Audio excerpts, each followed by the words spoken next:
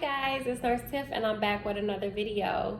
So this video is a part of a sequence video that I'm doing to catch you guys up to speed on what's been going on with me. In prior videos, I talked about my last couple of quarters of nursing school, my preparation for NCLEX, me actually taking NCLEX, the outcome of NCLEX, and now I'm going to talk to you guys about my interviewing process and me actually finding a job. So I found out I passed NCLEX around December 19th. I paid for the quick results to get my results faster because I couldn't wait, any longer than that. So I found out that I passed NCLEX. I was super excited, super ecstatic that it was finally over. I could be done with the studying, I could be done with the stressing, and I could be done with the anxiety. So I took a couple of weeks off from that moment to kind of celebrate me actually being done with school, celebrating me actually passing NCLEX, and just living a little, kind of making up for lost times that I had lost from me being in school. So I didn't really start looking for job opportunities until maybe the second week in January. So in order to get prepared for that process, I actually went through the university that I attended and I actually got help with constructing my resume. I wanted to make sure that my resume was a great template to get started for jobs that I was seeking because I wanted to be in the ranks of the competitive people. So I did that. I also made sure that I ran my resumes through a couple of programs to see if my resume was submitted, how good of a matchup would it be compared to the jobs that I was trying to do. So after I did that, I kind of did some tweaking to my resume until it was perfect for me. So got my resume, and then the search engines that I actually used to kind of look for job opportunities was Indeed. I also used Glassdoor, and I also used LinkedIn a little bit. So I kind of spruced up my LinkedIn account and then actually uploaded my resume on Indeed and also Glassdoor. So I would search for opportunities that I felt was best suited for what I was trying to do, and then see whatever I got hit back with.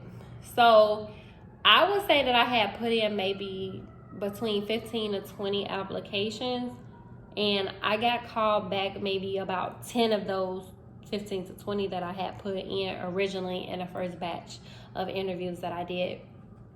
So what was happening was, based on my resume and everything that was listed as my experience, was the type of jobs that was calling me back, although that was not the specialty that I wanted to do. So I'll explain. So when I was in nursing school, I wanted to be in an OR, but unfortunately the hospital that I was supposed to do my internship at, they were not accepting students. So I ended up inadvertently getting placed in a cardiology unit at another hospital. So in that cardiology unit, I was doing outpatient cardiology, like cardiac stress tests, whether it be pharmacological or on a treadmill. And then I was also dealing with nuclear medicine as well. And then also the cardiac cath lab. So even though I wanted to be in positions that was OR based or plastic surgery based or things like that, because of my experience was in cardiology, I was getting hit back with a lot of telemetry positions. So originally I didn't want to take any of those positions because in my mind I felt like I knew where I wanted to be starting out, and I didn't want to be one of those nurses that got placed in a position that they didn't desire to be in. So what ended up happening was I was able to finesse my way into a cardiac cath position and also a cardiovascular thoracic heart lung and transplant unit floor. So even though it wasn't directly aligned with what I wanted to do, these positions would afford me to be able to work in a good hospital, and not only that, be able to get paid a good salary for a new nurse. The hospital that I'm at is the top paying hospital in my state and in my city. And then also because the hospital is known for their cardiac surgeries and their thoracic surgeries, it's a good reputation. The hospital is also a level 1 trauma center. So it was those two positions that I had to kind of pick and decide from which I wanted to do the cardiac cath lab was a sister hospital of the one that I ultimately chose. And the cardiac cath lab was a call position, and the cardiac cath lab was also basically heavy on the call too. So trying to decide to do those two positions, there wasn't really positions for a new grad out the door. However, they were willing to train me in both areas. So what ended up happening was the cardiovascular, thoracic, heart and lung transplant job ended up calling me back first, and then the cardiac cath one called me second.